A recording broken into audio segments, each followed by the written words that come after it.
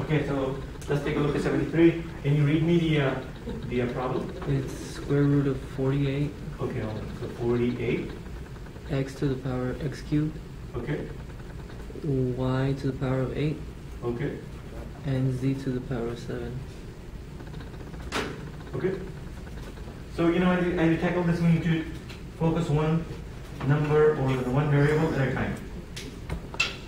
So as we tackle this, the very first thing, okay, are we dealing with cubic root, square root, fourth root? What kind of root we are dealing with? Square. Square. So it means anything to come up has to be a perfect square. Or if you're dealing with a exponent, those exponent has to be divisible by 2. Right? So let's focus only on the number first. So if I take a look at 48, so here's my question: is 48 a perfect square of a number? The answer is no. Then we go next round. We say, well, can 48 be written as a product of two numbers, where one of them happen to be a perfect square, which is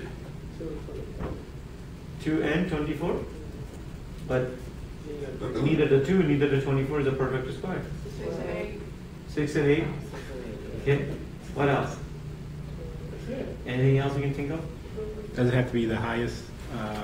Yeah, let's do the highest, because then we can find. So can we do 16 times 3? What's the 16 times 3? It's 48, and 16 is a perfect square, right? So I'm just trying to do that so we don't have to do multiple steps. So let's say we found that.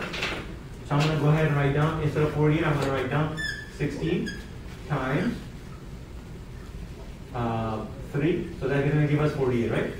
Now right now we're staging the problem. We're not solving anything yet, okay? I'm going to write down big square root. Now, let's take a look at the next variable, which is x. X to the power 3. Can 3 be equally divided by 2?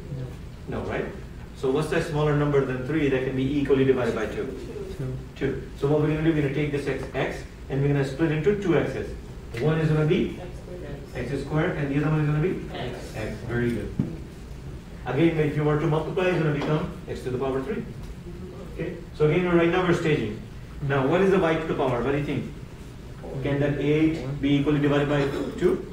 So we don't have to split that out, right? We'll leave it as it is. So we're going to write down y to the power 8. What do you think about z?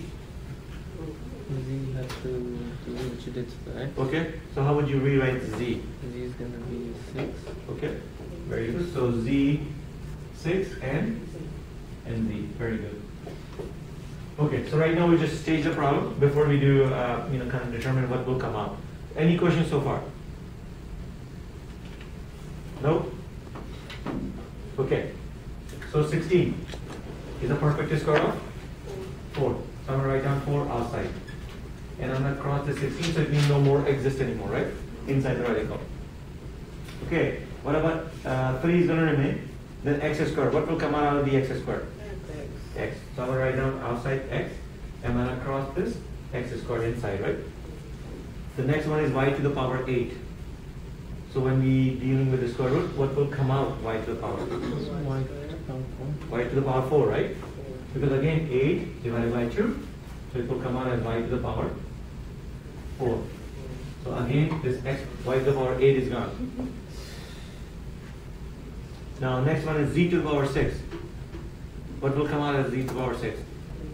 3. So it's going to be z to the power 3, right? Again, 6 is gone. So I think we're done with all the variables and numbers. We're able to solve, simplify. What will remain inside now? 3x. So 3x, z. 3x and z.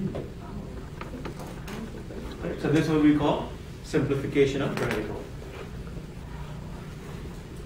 Questions? Alvaro already knew the answer.